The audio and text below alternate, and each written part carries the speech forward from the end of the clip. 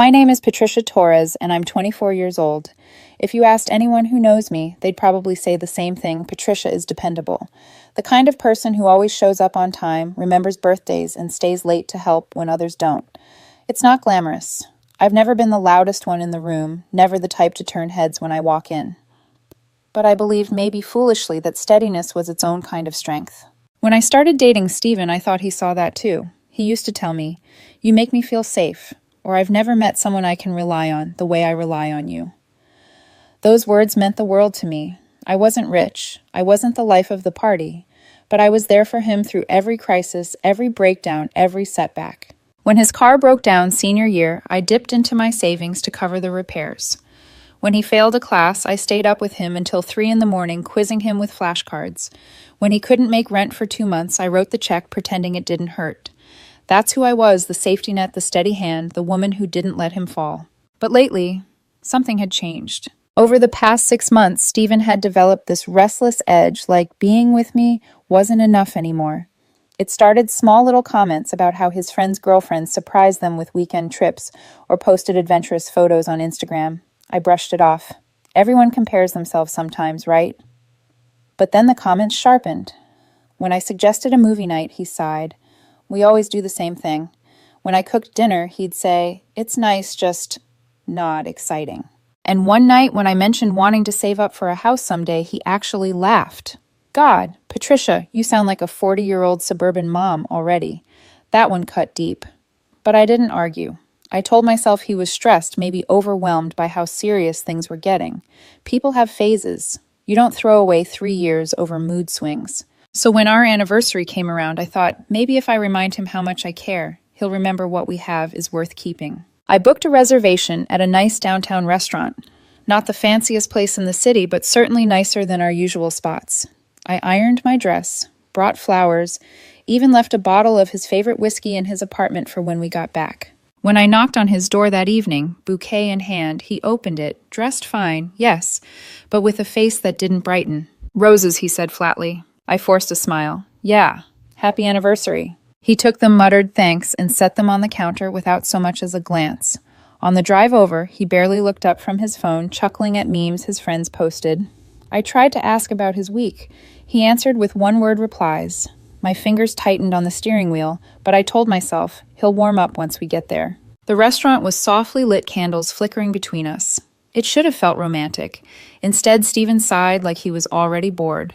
"This place is fine," he said, scanning the menu. "I thought you'd like it," I said gently. "It's got great reviews." "Sure," he muttered. His phone lit up again. The server arrived cheerful, taking our drink orders. Steven asked for a flashy cocktail he'd seen trending on TikTok. I asked for water. When the server walked away, I leaned forward, searching his distracted eyes. 3 years, huh? Hard to believe it's been that long." "Yeah," he said without looking up. "Time flies." I tried again. "Remember our first date, that little diner with the sticky booths?" He smirked. "Honestly, I only went because my roommate bailed. Didn't think it'd turn into anything serious." He said it like a joke, but it landed in my chest like a stone. I forced another smile and lowered my eyes to the menu.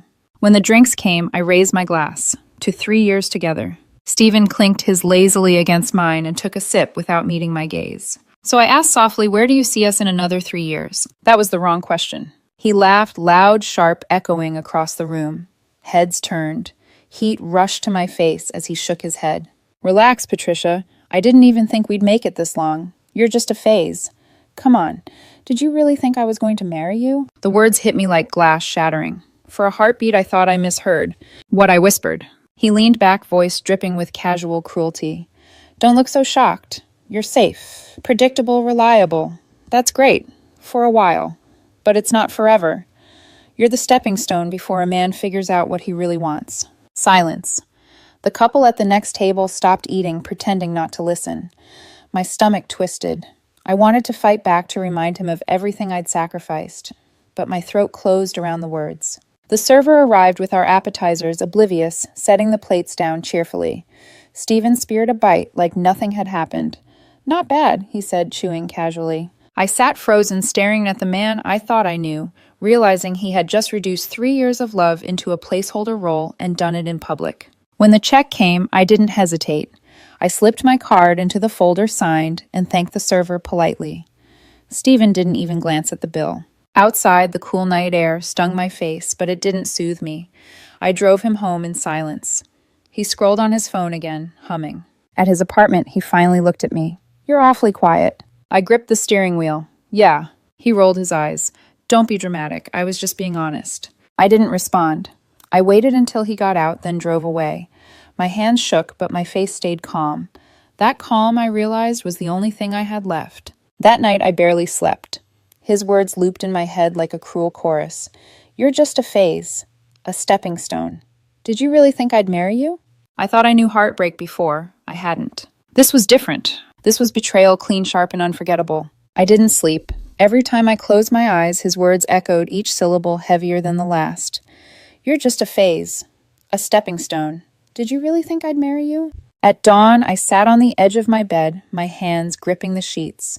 I felt hollow, but beneath the hollowness, something burned, not anger exactly, but the need for clarity. If I let his cruelty hang in the air unchallenged, he would twist it later, call it a joke, say I was too sensitive. I needed to hear him say it again directly without the cover of laughter. So I drove to his apartment. Stephen opened the door in sweatpants, coffee in hand, phone in the other. He looked at me with mild surprise, like I was a delivery he hadn't ordered. "Wow, Patricia, early. I figured you'd still be sulking." "I'm not sulking," I said, my voice flat. He shrugged and stepped aside. "Okay, Broody, come in then." I sat on the couch. He flopped into the armchair opposite, scrolling lazily. For a moment, the silence stretched. I studied him, his hair still mussed from sleep, his smirk already creeping in. "Stephen," I said quietly, "last night, what you said at dinner, did you mean it?" He sipped his coffee, eyes flicking toward me with casual amusement. "You're really hung up on that, huh? Answer me." My voice was steadier than I expected. He leaned back, setting his mug on the table, and spread his arms like he was addressing a jury. "Look, Patricia, you're nice. You've been good to me. But you're safe, predictable. Being with you is easy, too easy, and I don't want easy, not right now." I swallowed hard. "Easy. You mean stability, consistency. That's what makes a partnership last." "Not for me." He shook his head, almost pitying.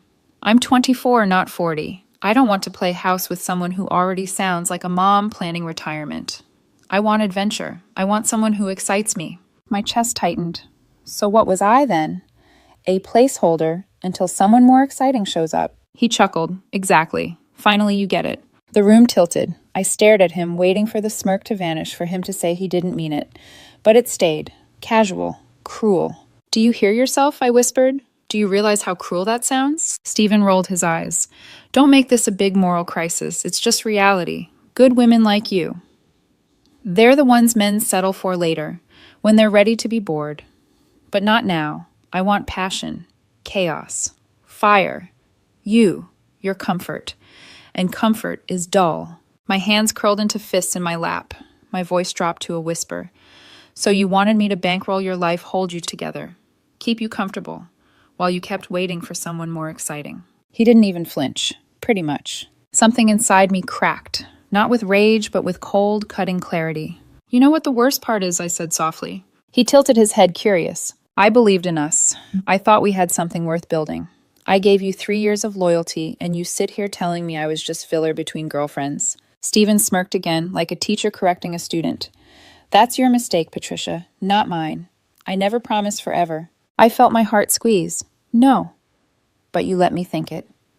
You let me pour everything I had into you, and you took it." For the first time, a flicker of discomfort crossed his face, but he smothered it quickly. "Don't be bitter. You'll find someone who loves how safe you are. Probably some nice teacher or accountant or whatever. That's your lane, not me." I stood up slowly, my voice calm but firm. "You're right." He raised an eyebrow. "I am—" "Yeah," I said steady. "You're not my forever. You're not even my right now anymore." The smirk faltered. His tone sharpened. "What do you mean?" "I mean, we're done." He sat forward, incredulous. "You're really throwing away 3 years over one conversation?" I met his gaze. "No, Stephen, you threw it away. I'm just finally accepting it." The silence that followed was thick. His jaw tightened, but I didn't wait for him to respond. I turned, walked to the door, and opened it. For the first time in 3 years, my back felt light as I stepped out. And yet, as I pulled the door shut behind me, the ache in my chest told me one thing: this wasn't the end of the story. Not yet. I thought walking out of Stephen's apartment would bring relief. In a way, it did, like untying a knot that had cut off circulation for too long. But when I got home, the silence pressed in. My phone lit up on the counter. A message. Stephen lol. So you're really doing this over me being honest, Wild. Your loss. I stared at it, heart racing. My thumb hovered over the screen, but I forced myself to put the phone face down. Responding would only give him power. The next morning, another one came. Stephen, hey, just so you know, I'm totally fine. Got plans tonight with Sophia. Don't stress about me. Sophia. A name he'd mentioned once in passing, now weaponized.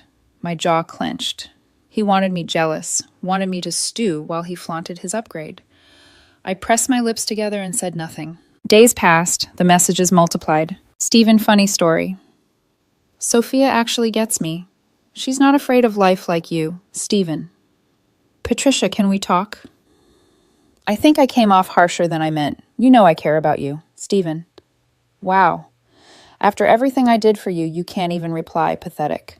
It was like watching him cycle through emotions in real time, smug, needy, pleading, then bitter. I muted his number. But silence has its own weight. At night alone in my apartment, his words crept back into my head. You're just a stepping stone. I replayed all the nights I'd stayed up quizzing him, the money I'd spent, the steady hand I'd offered without question. I wanted to scream. I wanted to shake him until he understood what he'd thrown away. Instead, I picked up a pen. I started journaling, not polished entries, just messy, raw fragments. Why did I let myself be used? Why does silence hurt more than anger? Each page bled with questions I couldn't answer. But it was something, a place to put the weight. A week later, I found a note slipped under my door. I miss you. I miss us. Don't let one stupid fight ruin everything. You're the only one who ever really treated me right. Please call me. Stephen. The handwriting was rushed, desperate. For a split second, my chest tightened, the old instinct to fix, to comfort. But then I remembered the restaurant. His smirk. His laugh. You're just a phase. I folded the note in half and dropped it straight into the trash. The silence that followed wasn't empty this time. It was firm, chosen. But Stephen wasn't the type to stay quiet for long. One evening, leaving work, I spotted him leaning against his car near the parking lot entrance. My stomach dropped. He straightened when he saw me, forcing a smile that didn't reach his eyes. Patricia, finally. I tightened my grip on my bag. What are you doing here? We need to talk. No, I said firmly, we don't. He stepped closer, his voice dropping. So that's it. 3 years, and you're just done. I met his gaze calm but cold. You were done long before I walked out. For the first time, his mask cracked. His jaw clenched. His posture stiffened. You're twisting my words. No, I said evenly. You know exactly what you said. And so do I. I walked past him without another glance, the sound of my heels echoing against the pavement. Behind me, I heard him call after me, his voice tinged with something unfamiliar. Not confidence, not amusement. Desperation. But I didn't turn back. For the first time, I realized Stephen wasn't in control anymore. I was. Silence was supposed to be my shield. But with Stephen, silence only provoked escalation. A few days after the parking lot, I was at my favorite Saturday cafe, the one place that usually felt like sanctuary. The barista knew my order by heart. The smell of roasted beans soothed my nerves. But when I stepped outside with my cup there, he was leaning against the brick wall like he owned the block. Patricia, he said, straightening. His sunglasses hid his eyes, but his smirk was unmistakable. I stopped short. Seriously. We need to talk, he said again like a line rehearsed too many times. No, I repeated, voice clipped. We don't. He stepped into my path, lowering his glasses. For the first time, I saw the cracks. The puffiness under his eyes, the way his jaw clenched too tightly. He wasn't the cool, dismissive man from the restaurant anymore. He looked worn. Patricia, listen, his voice dropped rougher now. Sophia wasn't what I thought. It's all chaos with her lies, drama games. You were different. You were real. I raised an eyebrow. So now I'm real funny. Last week I was boring. He flinched, but recovered quickly. I messed up. I didn't mean it the way it came out. I thought I wanted fire, but it just burned everything down. With you, I never had to question if you cared. I stared at him, heart steady. No, you never questioned it because you knew I'd always be there. You loved the comfort I gave you, not me. There's a difference. For the first time, his smirk faltered. His hand tightened around his cup until the cardboard crumpled. You think you're too good for me now? I shook my head. No, I just know I'm too good to be your placeholder. I walked past him, my voice calm but final. Goodbye, Stephen. His silence behind me was louder than any insult he could have thrown. 2 weeks later, I went to a mutual friend's birthday party. Sam was one of those people everyone showed up for, which meant I knew Stephen would likely be there. My stomach twisted as I approached the door, but I told myself I'm not running anymore. He doesn't get to haunt me out of my own life. The house buzzed with laughter music spilling into the night air. I was greeted warmly hugged by people I hadn't seen in weeks. For the first time, I felt lighter. I wasn't the woman defined by heartbreak. I was Patricia again. And then I saw him. Stephen stood across the room nursing a drink, trying too hard to look casual. His posture stiff, his smile forced. He caught sight of me, froze, then straightened his shoulders like he was bracing for battle. I felt the shift in the room, whispers, glances. Everyone knew. He crossed the space, stopping in front of me. His voice was soft, rehearsed, but trembling at the edges. "Patricia, can we talk?" I held my glass steady. "What is there to talk about?" "Not here." His eyes darted to the people watching. "Please, just step outside with me for a minute." I shook my head. "If you've got something to say, say it." The mask cracked. His voice rose sharper, desperate. "Fine. I was wrong. Okay about everything. About you. About us." I thought I wanted someone exciting, someone different. But all I got was chaos. You were the only one who ever cared, the only one who showed up. The room went quieter. A few people pretended not to listen. My heart pounded, but I didn't waver. Stephen's eyes glistened. "Please, Patricia, I just want another chance. We can start fresh. I swear I won't take you for granted this time." I studied him not with anger, not with longing, but clarity. "No, Stephen." His voice cracked. "Why not, after everything we had?" I cut him off. "Because what we had died the night you told me I was just a phase, a stepping stone. Remember?" His lips parted like he might deny it, but he saw in my eyes that I remembered every word. I continued calm, steady, unshaken. "I gave you everything I had. Time, loyalty, love. And you laughed in my face for it. You wanted chaos adventure. You found it.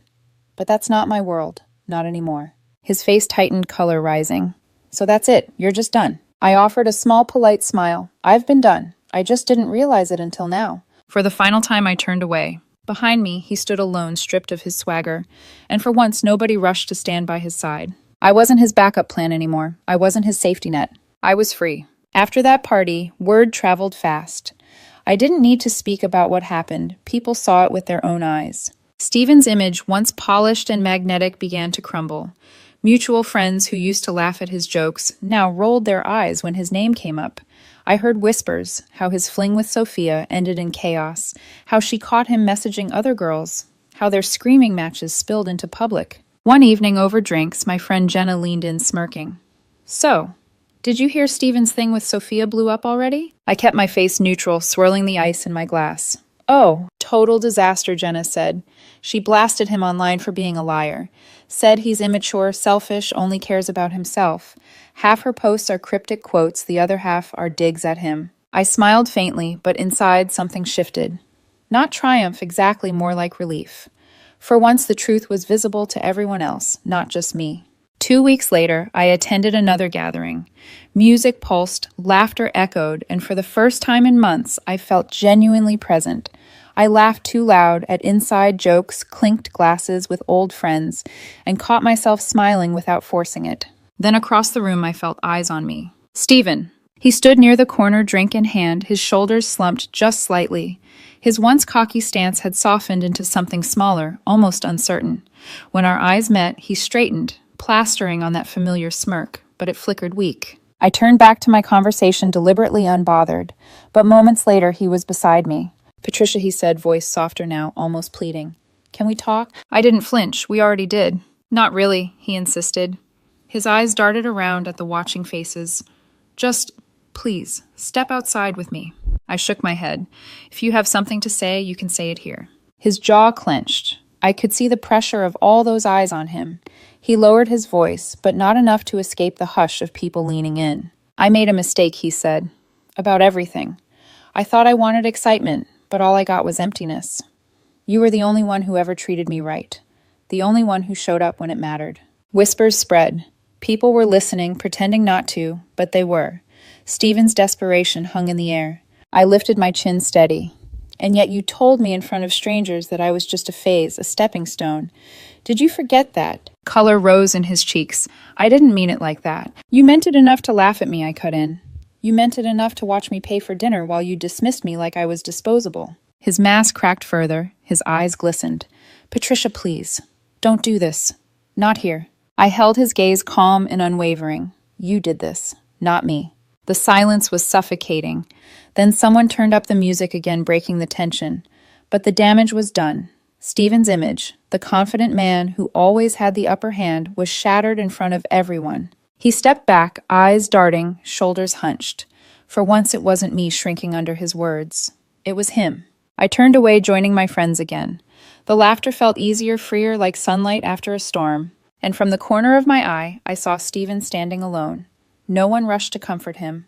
No one defended him. He wasn't the man people admired anymore. He was just Stephen. And I wasn't his shadow. After that night, something inside me shifted permanently. For months, I had carried Stephen's words like chains. You're just a phase, a stepping stone.